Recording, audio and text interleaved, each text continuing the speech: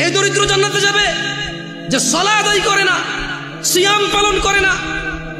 ও সারা দিন কাজ করলে খেতেই পারে, জমি কিনতে পারে না, জায়গা কিনতে পারে না, ঘর করতে পারে না, বাড়ি করতে পারে না, কোথাও গিয়ে দাওয়াত খেয়ে 1000 টাকা দিতেও পারে না, কেউ ওকে তাই দাওয়াতও দেয় না। ও সারা দিন সিগারেট খায়, রোজা ভাঙে, হালকা কিছু সিগারেট, হালকা কটা ভাত খেয়ে বলে যে রিক্সা চালাই, বলে যে মাঠে কাজ করি। লা হাওলা ওয়ালা কুওয়াতা ইল্লা বিল্লাহ। ও তুমি মুসলমান শুনো, সিয়াম এটা ফরজ প্রত্যেক মুসলমান নারী এবং পুরুষের জন্য। মহিলারা তাদের বিশেষ কিছু কারণে তারা রোজা থাকবে না, পরে আবার কাজা করে নিতে হবে, এ পূরণ করে দিতে হবে। জেনে নাও বেতাকাবাসী, জেনে নাও আমার ভাইয়েরা, যেই রোজাকে তুমি ভাঙছো রমাদান মাসের, তুমি জেনে নাও এটা সাধারণ কিছু না। রাসূল সাল্লাল্লাহু আলাইহি সাল্লাম বলেছে, একটা রমজানের রোজা যে ভাঙলো ইচ্ছা করে কোনো কারণ ছাড়া, এই লোক রমজানের পরে লাগাতার না, থেমে থেমে না, লাগাতার একটার বদলে 2 মাস রোজা পালন করতে হবে। ভাবা যায় এটা কি? তুমি একটু ভাবো, রমজান মাসের একটা রোজা ভাঙলে রমজানের পরে একটার বদলে কাফারা হচ্ছে লাগাতার 2 মাস সিয়াম। এরপরে এটা গেল জরিমানা, এটা গেল কি? এটা গেল জরিমানা। এরপরেও তোমার মাপ চেয়ে নিতে হবে রোজা যে ভাঙছো বিনা কারণে। তাওবা ইস্তিগফার, আল্লাহর কাছে ক্ষমা চেয়ে নিতে হবে রোজা ভাঙার কারণে। মানে একটা রোজা ভাঙার কারণে 2 মাস রোজা থাকলো যথেষ্ট, কি বাকি আছে? মাপ চেয়ে নিতে হবে। এবার মাপ পাইছো না পাইছো এটা কে জানে? তাহলে যেই রোজা আমরা ভাঙি এটার একটার বদলে কাফারা কত মাস রোজা? এটা কি মানে ভাঙে ভাঙে রাখা যাবে নাকি লাগাতার? আল্লাহু আকবার। শোনো শোনো বেতাকাবাসী, আমার ভাইয়েরা, যারা তোমরা ঈমান এনেছো রবের প্রতি, রব তোমাদের বলছে, ইয়া আইয়ুহাল্লাযীনা আমানু কুতিবা আলাইকুমুস সিয়ামু কামা কুতিবা আলাল্লাযীনা মিন ক্বাবলিকুম লাআল্লাকুম তাত্তাকুন। বেতাকাবাসী, তোমরা যারা আল্লাহর প্রতি ঈমান এনেছো, যারা তোমরা ঈমান এনেছো শেষ দিবসের প্রতি, যারা তোমরা জানো এই পৃথিবী চিরস্থায়ী নয়, মৃত্যুর পর সাক্ষাৎ করবে তোমরা পৃথিবীর প্রতিপালক মানুষের স্রষ্টার সাথে, যিনি আমাদের সব কর্মকাণ্ডের হিসেব রক্ষা করছেন এবং সেই হিসেবের সম্মুখীন আমরা হতে হবে। তিনি বলছেন, হে তোমরা যারা ঈমান এনেছো, কুতিবা আলাইকুমুস সিয়াম, তোমাদের উপর রোজাকে ফরজ করা হয়েছে, তোমাদের উপর রোজাকে অনিবার্য করা হয়েছে, তোমাদের উপর রোজাকে করতেই হবে বলে করা হয়েছে। কেউ এটা থেকে পার পাবে না। কামা কুতিবা আলাল্লাযীনা মিন ক্বাবলিকুম, ও মুহাম্মদের উম্মতরা সাল্লাল্লাহু আলাইহি ওয়াসাল্লাম, তোমরা যারা ঈমান এনেছো আল্লাহর প্রতি, জেনে রাখো তোমাদের উপর রমাদানকে ফরজ করা হলো যেমন তোমাদের পূর্ববর্তী, তোমাদের আগে যে নবী রাসূল এসেছে, তোমাদের আগে যে উম্মতরা ছিল, ওদের উপরও যেমন রোজা ফরজ ছিল, ঠিক তোমাদের উপরও তেমন রোজা ফরজ। কেন এই রোজা ফরজ করে? আল্লাহ বলছে যে আল্লাহ নাকি এটা দয়া করেছে। তোমরা কি আল্লাহ দয়া নিতে চাও না? নিতে চাও? তবে শোনো, তোমাদের রব বলছে, কামা কুতিবা আলাল্লাযীনা মিন ক্বাবলিকুম, যেমনটা রোজা ফরজ ছিল তোমাদের পূর্ববর্তীদের উপরে, তো রোজা থাকলে কি হবে? লাআল্লাকুম তাত্তাকুন। আল্লাহ বলছে এই রোজাকে আমি তোমাদের জন্য বাধ্য করেছি, তোমরা এটাকে থেকে দেখো, তোমরা এটা পালন করে দেখো, একটা মাস তোমরা রোজা রেখে দেখো, দেখো তোমাদের আল্লাহ ভীরুতা বাড়বে, দেখবে তোমাদের আল্লাহর সাথে সম্পর্ক ভালো হবে, দেখবে তোমাদের আল্লাহর সাথে পরিচয় হবে, দেখবে তোমাদের আল্লাহর পরিচিতি বাড়বে, দেখবে তোমাদের আল্লাহর প্রতি সন্তুষ্টি বাড়বে, দেখবে তোমাদের পৃথিবীর মূল্য তোমরা বুঝবে, দেখবে তোমরা পৃথিবী থেকে বিদায় নেওয়ার পরে কোথায় তোমরা যাবে তার মূল্যায়ন তোমরা করতে পারবে। একটা মাস রোজা রেখে দেখো। আল্লাহ বলছে যে ও ঈমান আনছো তো শোনো, এই রোজাটা 1 মাস তোমার উপরে ফরজ এই জন্য করিনি যে তোমার কষ্ট হবে, এই জন্য করেছি যাতে তুমি তাকওয়াবান হতে পারো, যাতে তুমি আল্লাহ ভীরু হতে পারো। যেমন একজন ড্রাইভার ড্রাইভিং শিখায় কি মানুষকে অ্যাক্সিডেন্ট করার জন্য নাকি সুন্দর করে ড্রাইভ করার জন্য? একজন শিক্ষক বই শিখায় কি পড়ালেখা লেখে শিক্ষিত সুশিক্ষিত হওয়ার জন্য নাকি জঙ্গলি মূর্খ গাধাগর্দ হওয়ার জন্য? আল্লাহ বলছে, আমি আমার খুতবার শুরুতে 3টা আয়াত পড়েছিলাম, ইয়া আইয়ুহাল্লাযীনা আমানুত্তাকুল্লাহ, হে তোমরা যারা ঈমান এনেছো আল্লাহকে ভয় করো, হাক্কা তুকাতি, যেভাবে ভয় করা উচিত। তারপর আমি আরেকটা আয়াত পড়েছিলাম, ইয়া আইয়ুহান নাসুত্তাকু রাব্বাকুম, হে মানুষরা তোমরা তোমাদের রবকে ভয় করো। এরপর আমি আরেকটা আয়াত পড়েছিলাম, ইয়া আইয়ুহাল্লাযীনা আমানু, হে তোমরা যারা ঈমান এনেছো ইত্তাকুল্লাহ ওয়া কুলু কওলান সাদীদা, তোমরা আল্লাহকে ভয় করো এবং সত্য কথা বলো। বেতাকাবাসী, তোমার মনে কি প্রশ্ন জাগে না জামিয়া আল আকসার আজকের মসজিদের সম্মানিত মুসল্লিরা, আপনাদের মনে কি প্রশ্ন জাগে না? আল্লাহ বারবার বলছে ভয় করো রবকে যেভাবে ভয় করা উচিত। হে মানুষ, তোমরা তোমাদের রবকে ভয় করো, যিনি তোমাদেরকে সৃষ্টি করেছেন একজন মানুষ থেকে, তারপর বিভক্ত করেছেন নর এবং নারীতে। আপনাদের মনে কি প্রশ্ন জাগে না? আল্লাহ বলছে যে হে মানুষ, তোমরা যারা ঈমান আনছো তোমরা আল্লাহকে ভয় করো এবং সত্য কথা বলো। কিভাবে আল্লাহকে ভয় করব? প্রশ্ন জাগে কিনা? এই সূরা বাকারার 183 নম্বর আয়াত আল্লাহ বলছে যে কুতিবা আলাইকুমুস সিয়াম কামা কুতিবা আলাল্লাযিনা মিন ক্বাবলিকুম লাআল্লাকুম তাত্তাকুন, তোমাদের উপরে রোজাকে ফরজ করেছি যেমনটা তোমাদের পূর্ববর্তীদের উপরে ফরজ ছিল, যাতে তোমরা আল্লাহকে ভয় করতে পারো। তাহলে আল্লাহ বারবার বলছে আল্লাহকে ভয় করো, আল্লাহকে ভয় করো, আল্লাহকে ভয় করো। আল্লাহকে যে ভয় করছে এর প্রমাণ কি? এটা অনেকগুলো আমালের মাধ্যমে প্রমাণ করতে হবে যে আমরা আল্লাহকে ভয় করি, কিন্তু খুবই ইম্পর্টেন্ট যেটা আল্লাহ সুবহানাহু ওয়া তাআলা উল্লেখ করেছে, একেবারে সরাসরি কথা বলেছে যে কামা কুতিবা আলাইকুমুস সিয়াম লাআল্লাকুম তাত্তাকুন, তোমাদের উপরেও রোজাকে ফরজ করা হয়েছে যাতে তোমরা আল্লাহকে ভয় করতে শিখো। তোমরা কি আল্লাহকে ভয় করতে শিখবা? সামনে রমাদান মাস আসতেছে, তোমরা তোমাদেরকে প্রস্তুত করো। আমি যারা ভ্যান চালায়, রিক্সা চালায়, অথবা খেটে খাওয়া, দৈনিক দিনে কাজ করে দিনে খায়, সবাইকে অনুরোধ করে বলবো আপনারা রমাদান মাসের জন্য কিছু কিছু কিছু কিছু কিছু জমান। যদি এমনটা হয় যে রিক্সা আপনার রোজা নিয়ে নেবে, ভ্যান আপনার রোজা নিয়ে নেবে, যদি এমনটা হয় মাঠের ওই বীজ বপন আপনার রোজা নিয়ে নেবে, যদি এমনটা হয় ওই গাছ কাটতে গিয়ে আপনার রোজা নিয়ে নেবে, যদি এমনটা হয় ওই মাটি কাটতে গিয়ে মাটি আপনার রোজা নিয়ে নেবে, যদি এমনটা হয় এই বাস ড্রাইভিং, এই বাস আপনার রোজা নিয়ে নেবে, যদি এমনটা হয় মানুষ যে তোমার দিন মজুরি, তোমার দিনের কর্ম, তোমার রোজা নিয়ে নেবে, আল্লাহ ভীরুতা নিয়ে নেবে, তবে তুমি বাদ দিয়ে দাও ওই ভ্যান রোজার জন্য। ও এখন বলবে জামশেদ ভাই বড় অযৌক্তিক কথা বললেন, পেট না চললে তখন বুঝতেন। আরে তুমি তোমার মেয়েটা জন্ম হলো বাঁচবে কিনা জানো না, তার জন্য গাছ লাগাও, মাছ পালো, ডিপিএস করো, সুদ ঘুষ হারাম কিচ্ছু তুমি পরোয়া করো না। কবে তোমার মেয়ে বড় হবে এই আরেক বেটার সাথে ভেগে যাবে, নাকি তোমার কথা মতো বিয়ে করে তোমার খরচ যেটা তুমি জমাচ্ছ সেই খরচ তুমি করতে পারবে, তাও তো তুমি নিশ্চিত না। তবুও তুমি মাসে মাসে 2000 করে রাখছো কেন? সিয়ামের জন্য কি তুমি এই প্রস্তুতি নিতে পারো না? ও ভাই, তুমি যদি দিনের বেলা রিক্সা না চালাও, দেখবা যে সব লোক রাতে সন্ধ্যায় বের হচ্ছে। ভাই, তোমার দোকান খোলাতে যদি রোজা নষ্ট হয়ে যায়, দেখবা তুমি যখন দোকান দিনে খুলবা না তখন রাতেই তোমার বিক্রি হচ্ছে। কারণ মনে রাখবা এই নাঙ্গলকোটবাসী এই আশপাশ থেকে বাজার করে, দিনের বেলা দোকান না পেলে রাতে হলেও করতে হবে। দোকানই এগুলো মানুষ। মানুষ عن ابن عمر رضي الله عنهما قال, ابن عمر رضي الله عنهما থেকে বর্ণিত তিনি বলেন قال رسول الله صلى الله عليه وسلم, রাসূলুল্লাহ সাল্লাল্লাহু আলাইহি ওয়াসাল্লাম বলেছেন বুনিয়াল ইসলামু আলা খামস, ইসলামের স্তম্ভ 5টি। তো কি? শাহাদাতি আল্লা ইলাহা ইল্লাল্লাহ ওয়া আন্না মুহাম্মাদুর রাসূলুল্লাহ। এই ইসলাম, পুরো ইসলামটা এই 5টা খুঁটির উপরে আছে। এই 5টা খুঁটির উপরে আছে, এরকম 5টা খুঁটির উপরে। এই বুনিয়াল ইসলাম আলা খামস, এই 5টা স্তম্ভের উপরে ইসলাম। তোমার যত আমাল, তোমার যত সৎকর্ম, তোমার যত নেকির পুণ্য কাজ, সবকিছু এই 5টা আমালের মধ্যে আছে। এই 5টা খুঁটির মধ্যে আছে তোমার সমস্ত আমাল, ভালো অথবা মন্দ। ইসলামটাই টিকে আছে 5টা খুঁটির মধ্যে। বুনিয়াল ইসলাম আলা খামস, 5টা স্তম্ভের মধ্যে ইসলামটা আছে। ইসলামের স্তম্ভই হচ্ছে 5টা। তো 1 নম্বর স্তম্ভ কি? 5টি স্তম্ভের মধ্যে একটি স্তম্ভ হচ্ছে আল্লাহকে সাক্ষ্য দেওয়া যে তিনি ছাড়া কোনো মাবুদ, ইবাদত যোগ্য, উপাস্য যোগ্য, পরোয়া যোগ্য, ভয় যোগ্য দিতে পারে এমন কেউ তিনি ছাড়া নেই। তিনি ওয়াহাব, তিনি রহমান রহিম, ওয়াদুদ, গফুর, করিম, তিনি সত্তার, জব্বার, তিনি কাহার, তিনি বিচার দিবসের মালিক, তিনি পৃথিবীর মালিক, তিনি আসমান ও জমিনের মালিক। লা ইলাহা ইল্লাল্লাহ, কোনো ইলাহ নেই, কোনো মাবুদ নেই, কোনো হকদার নেই আল্লাহ ছাড়া ইবাদতের। এইরকম সাক্ষ্য দেওয়া এবং তার সঙ্গে সাক্ষ্য দেওয়া যে মুহাম্মদ ইবনে আব্দুল্লাহ সাল্লাল্লাহু আলাইহি ওয়াসাল্লাম, আব্দুল্লাহর পুত্র মুহাম্মদ সাল্লাল্লাহু আলাইহি ওয়াসাল্লাম, আমিনার পুত্র মুহাম্মদ সাল্লাল্লাহু আলাইহি ওয়াসাল্লাম আল্লাহর প্রেরিত বান্দা এবং রাসূল।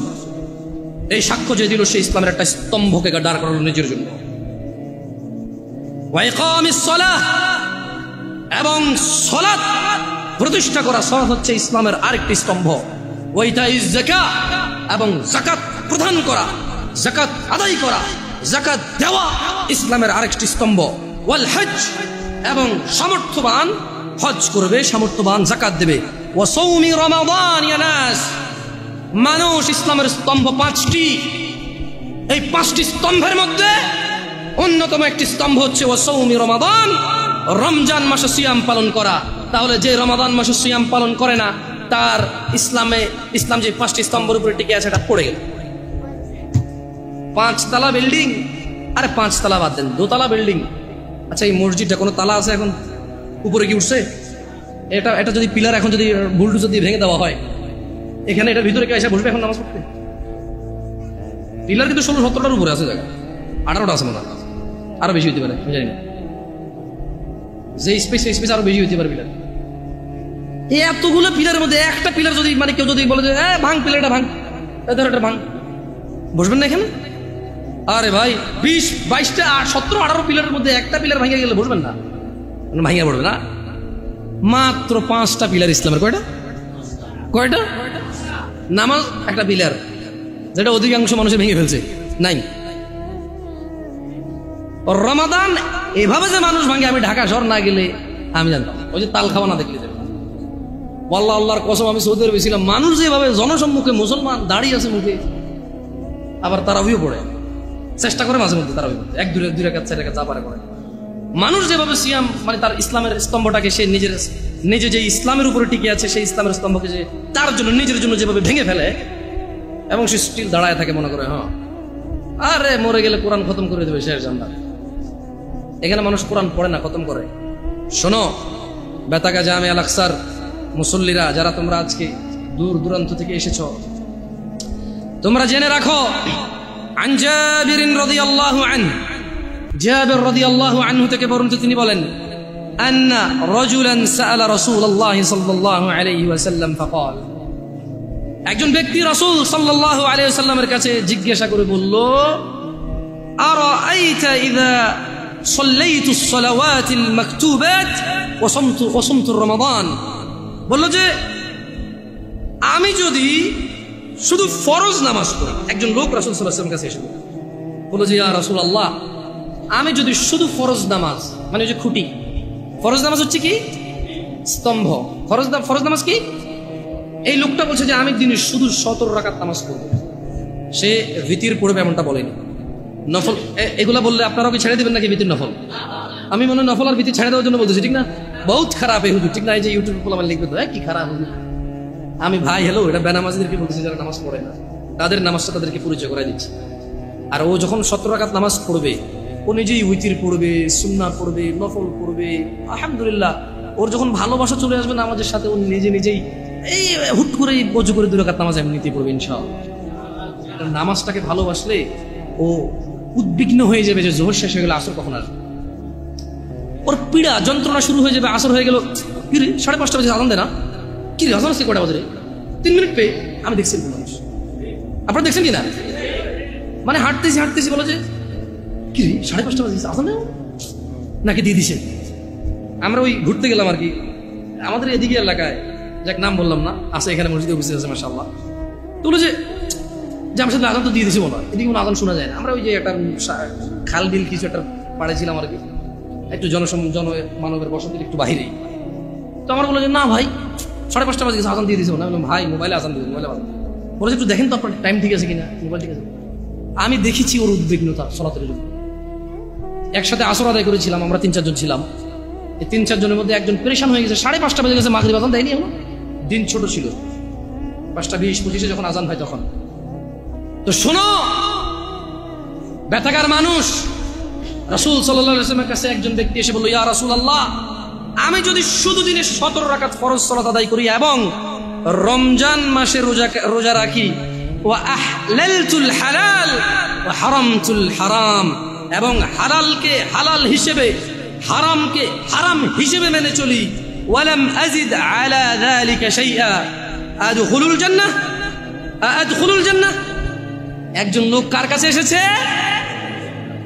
মুস্তাফা সাল্লাল্লাহু আলাইহি ওয়াসাল্লামের কাছে এসে বলল, ইয়া রাসূলুল্লাহ, আমি যদি দিনে শুধু 17 রাকাত নামাজ, ফজর 2, জোহর 4, আসর 4, মাগরিব 3, ইশা 4, ব্যাস, কমও না বেশিও না। আর আমি কোন রোজা রাখবো না, কোনো মানে কোনো, শুধু রমজান মাস এসে আমি বরাবর পুরো রমজান মাস রোজা রাখবো, আর বেশিও রাখবো না কমও রাখবো না। এবং ইয়া রাসূলুল্লাহ ওয়া আহলালতুল হালাল, আল্লাহ যেটাকে হালাল বলেছে আমি কোনোদিনও তার বিরুদ্ধে যাবো না। আমি এটাকে হালাল বলবো, এটাকে গ্রহণ করব, এটাকে পবিত্র মনে করব, এটাকে নিতে আমি আনন্দ অনুভব করব।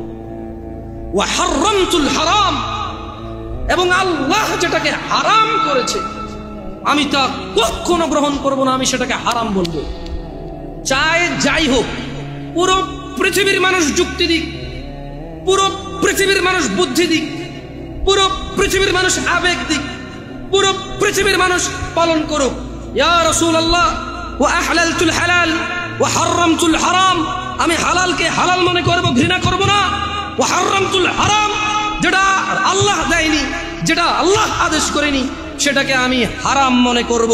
ওয়ালাম আযিদ আলা যালিক, আমি এর চেয়ে কোনো কিছুই বৃদ্ধি করব না। ওয়ালাম আযিদ আলা যালিকা শাইআ, আমি এই রমজান মাস ছাড়া রোজা রাখবো না, দিনে 17 রাকাত নামাজ ছাড়া নামাজ পড়বো না। আল্লাহ যেটাকে হালাল বলছে তাকেই হালাল বলবো, আল্লাহ যেটাকে হারাম বলছে তাকেই হারাম বলবো, এবং এর বেশি কিছু আমি করব না। আদখুলুল জান্নাহ ইয়া রাসূলুল্লাহ, আমি যদি আল্লাহর হালালকে হালাল বলি, আল্লাহর হারামকে হারাম বলি, শুধু 17 রাকাত নামাজ পড়ি, রমজান মাসে শুধু যদি পুরো মাস রোজা রাখি, আমি কি জান্নাতে প্রবেশ করব ইয়া রাসূলুল্লাহ? قال محمد بن عبد الله صلى الله عليه وسلم رحمة للعالمين إمام الأنبياء إمام المرسلين صلى الله عليه وسلم তিনি বললেন নাম, হ্যাঁ। قال والله لا أزيد على ذلك شيئا, ওই ব্যক্তি বলল আল্লাহর কসম, আমি দিনে 70 রাকাত নামাজ, রমজান মাসের রোজা, আল্লাহর হালালকে হালাল, আল্লাহর হারামকে হারাম, এর বাহিরে কোনো কিছুই বৃদ্ধি করব না। সহিহ মুসলিমের হাদিস। আল্লাহর নবী বলেছে ও জান্নাতে যাবে যদি সে এটা করে, সে যে যা বলেছে। দিনী ভাইরা, যারা আপনারা কঠোর পরিশ্রম করেন, আমি বলি কি, শুরু করেন দিনে 17 রাকাত সালাত দিয়ে শুরু করেন। হাইয়া আলাস সালাহ বললে মসজিদে চলে আসেন। ওয়াল্লাহি সালাত কঠিন কিছু নয়। বেতাগার মানুষ, তোমাদেরকে ছোট্ট একটা উদাহরণ দিই, যদিও খুতবাটা আসলে খুতবা তো টাইমটা নির্ধারিত, ইনশাআল্লাহ এর মধ্যে শেষ করার চেষ্টা করবো সর্বোচ্চ। বেতাগার মানুষ, তোমরা যারা নামাজ আদায় করো না, নামাজ কঠিন কিছু তো নয়। আমি তোমাকে কি নামাজের একটা নমুনা বলবো? দেখো নামাজ কি জিনিস। আল্লাহু আকবার বললে, তুমি সানা পড়লে, আউযু বিল্লাহ পড়লে, বিসমিল্লাহ পড়লে, আলহামদুলিল্লাহি রাব্বিল আলামিন মানে সূরা ফাতিহা পড়লে, সঙ্গে যে কোনো একটা সূরা হইলেই হলো, সঙ্গে যে কোনো সূরার বড় একটা আয়াত হইলে হইলো, অথবা ছোট ছোট 3টা আয়াত হলে চলবে। আমি কি তোমাকে ছোট 3টা আয়াত পড়ে শোনাবো? আউযু বিল্লাহি মিনাশ শাইতানির রাজীম, ওয়াল মুরসালাতি উরফা ফাল আসিফাতি আসফা, 2 আয়াত হয়ে গেছে কিন্তু। আল্লাহু আকবার, এরকম ছোট 3টা আয়াত পড়লেই হবে। কুল হুয়াল্লাহু আহাদ আল্লাহুস সামাদ লাম ইয়ালিদ ওয়া লাম ইউলাদ ওয়া লাম ইয়াকুল লাহু কুফুয়ান আহাদ। তো জামশেদ ভাই, নামাজ সহজ কিভাবে? আমি তো শুধু আলহামদুলিল্লাহ সূরা পারি আর কুলহুল্লাহ পারি, আর কিছু এখন পারি না। তো ঠিক আছে, তুমি প্রথম রাকাতে আলহামদুলিল্লাহ সূরা পড়ো, রুকুতে যাও। আচ্ছা, প্রথম রাকাতের রুকুতে সুবহান রাব্বিয়াল আযীম, সুবহান রাব্বিয়াল আযীম, সুবহান রাব্বিয়াল আযীম। দ্বিতীয় রাকাতের রুকুতে কি অন্য কিছু? সেম। আসলে কি প্রথম রাকাতে যেটা পড়ছি ওটাই, যদি 3 নম্বর রাকাত হয় তাহলে আল্লাহ 3 নম্বর রাকাতেও রুকুতে সেম, ভিন্ন কিছু না। তো খুব কঠিন কিছু মনে হচ্ছে না, ঠিক না? একটা মুখস্থ করতে পারলেই হলো। আচ্ছা, চতুর্থ রাকাতের রুকুতে কি পড়বো? সেম। আরে না, এখানে অনেকে সালাত আদায় করে না, বলে যে কঠিন, আমি সালাত করতে জানি না। ইয়া বেতাকাবাসী, মাররা সাহেল, একদম সহজ, ওয়াল্লাহি একদম সহজ। এই প্রথম রাকাতের রুকুতে সুবহান রাব্বিয়াল আযীম, সুবহান রাব্বিয়াল আযীম, সুবহান রাব্বিয়াল আযীম। দ্বিতীয় রাকাতেও সেম, তৃতীয় রাকাতেও সেম, চতুর্থ রাকাতেও সেম। মজার কথা হলো ফরজ নামাজেও সেম, সুন্নত নামাজেও সেম, নফল নামাজেও সেম নাকি? ইয়া আল্লাহ আল্লাহ আল্লাহ আল্লাহ, লা ইলাহা ইল্লাল্লাহ, লা ইলাহা। ঈদের নামাজও সেম। ওয়াল্লাহ ঈদের জন্য স্পেশাল কিছু হবে না। এই সুবহান রাব্বিল আযীম, নফল, সুন্নত, ফরজ, একবারে যত নামাজে মানুষ রুকুতে যায় সেম এটা পড়ে সুবহান রাব্বিল আযীম। তাহলে এটা কি কঠিন কিছু? আচ্ছা, দ্বিতীয় রাকাতের শুরুটা কি দিয়ে হবে? সূরা বাকারা দিয়ে। এই প্রথম রাকাতে আলহামদুলিল্লাহ সূরা পড়ছেন না? সূরা আল মায়েদা দিয়ে হলে মনে ভালো হয়। কঠিন, অনেক কঠিন, বিশাল বড় সূরা। এই তোমরা যারা নামাজ পড়ো না বলতেছো নামাজ জানো না, প্রথম রাকাতে তো আলহামদুলিল্লাহ সূরা পড়ছো, দ্বিতীয় রাকাতে কি পড়বা? ইয়া আল্লাহ, প্রথম রাকাতের মতোই।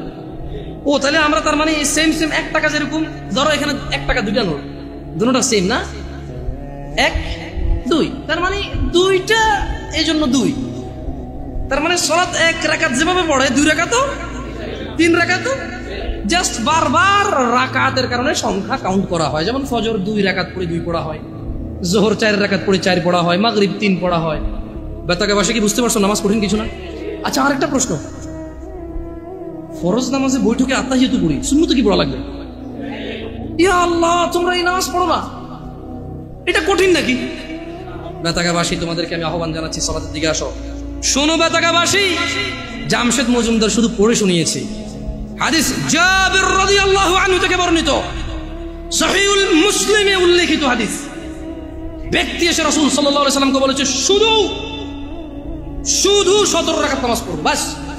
রমজান মাস আসলে রোজা রাখবার, কোন রোজা রাখবো না দুনিয়াতে, যা রোজা আছে। ইয়া রাসূলুল্লাহ, আল্লাহ যেটাকে নিষেধ করছে সেটাকে আমি নিষেধ করব, আমি এটা করবো না। আল্লাহ যেটাকে হালাল করছে, পুরো পৃথিবীর মানুষ যদি অপছন্দ করে, আমি বলবো এটা সুন্দর, এটা ভালো, এটা করো, করবো, বাড়তি কিছু করবো না। আমি কি জান্নাতে যাব? তিনি সাল্লাল্লাহু আলাইহি সাল্লাম বলেছেন, নাম, তুমি জান্নাতে যাবা যদি এমনটা করো। যারা আপনারা অভাবের দোহাই দিয়ে সালাত আদায় করেন না, আপনাদেরকে বলে রাখি, ঈশার নামাজ 15 রাকাত নয়, ঈশার নামাজ মাত্র 4 রাকাত। আমি এই আমার নাঙ্গলকোটে আমার গ্রামে এসে মুরব্বীদেরকে জিজ্ঞেস করেছি, বলেছি যে ঈশার নামাজ 15 রাকাত কিভাবে? বললাম, দাদা ঈশার নামাজ কেমনে 15 রাকাত? ওই বড় সুন্নত সাইড, ফরজ সাইড কত হয়েছে? বললাম 8। কত দর? সুন্নত 2 রাকাত কত হয়েছে? বললাম 10। নফল 2 রাকাত 10। বললাম দাদা এটা ধরতে গেলাম না, কাকা নফল কেন ঈশা ধর নাই? নফল তো নফল নিজেই নামাজ, এটা ঈশা কেন? তুই তো বাজারলে কথা কস, তুই আসলে তুই নফল 2 রাকাত। আমি বললাম না দাদা, নফল ঈশা নয়, ঈশা নিজে একটা নামাজ, নফল নিজে একটা নামাজ। ঈশা কেমনে 2 রাকাত হয়? নফলের কি সীমা আসেনি? এ ব্যথাগার মানুষ, নফলের কি সীমা আছে? এ আসর মানে মাগরিবের পরে কি ঈশার আগে কি 2 রাকাত নফল ফরজ যাইতো না? ঈশার নামাজের পরে রাত 12টা বাজে কি 2 রাকাত নফল ফরজ যাইতো না? দিনে 10টা বাজে নফল নামাজ ফরজ যাবো নি? তো ওটার কি টাইম আসেনি? এটা নিষেধে না আছে যে মাকরু সময় ঘুরতে হইতো। তাই বললাম না দাদা, আমি নফল নামাজ ধরতে 2 রাকাত ঈশা। কত ধরছা? ঠিক আছে, তর্কের খাতিরে ধরে নিলাম আমি। তারপরে কত হইলো দাদা? কয় 12। বললাম ঠিক আছে, বাকি 3 কেমনে আমার কোন? আমাকে বললো যে বিতির 3 রাকাত। আমি বললাম যে বিতির তো নিজেই একটা নামাজ, একটুকে নফল করে আসে যাক, নফলে যেতে কোনো টাইম নাই, আপনি ঈশার মধ্যে 2 রাকাত দিচ্ছেন, ঠিক আছে। মানুষ নফল পড়লে ইনশাল্লাহ কিয়ামতে যখন সে যাবে, তার নামাজ ঘাটতে থাকলে আল্লাহ এই 2 রাকাত নফলকে তার ফরজে নিয়ে আসবে ইনশাআল্লাহ। ভিতরের নামাজ আল্লাহ নিয়ে যাবে, কিন্তু ভিতর তো নিজেই একটা নামাজ দাদা। এটা ঈশার নামাজের যখন কোনো মানুষ ঈশা শেষ করবে তখন তাই ওর উপরে ভিতরে স্টার্ট হবে। আচ্ছা, কোনো মানুষ ঈশা পড়ে না, ভিতর পড়বে, পড়লে কি ধরে রাখবেন? ধরেন লোকটা আজকে রাত 12টা বাজে এখন একটা বক্তব্য শুনলো, এক আয়াত পড়লো, পড়ার পরে সে চিন্তা করলো যে না, তার তওবা করা দরকার, সে এখন ঈশা পড়ে ভিতর পড়তে পারবে না? পারবে তো। কিন্তু আমি বলতে চাই বেতাকার জনসাধারণকে, ও বেতাকার জনসাধারণ, তোমরা যেই নামাজটাকে তোমরা আদায় করো না, তা তোমাদের ইসলামকে টিকিয়ে রাখার খুঁটি।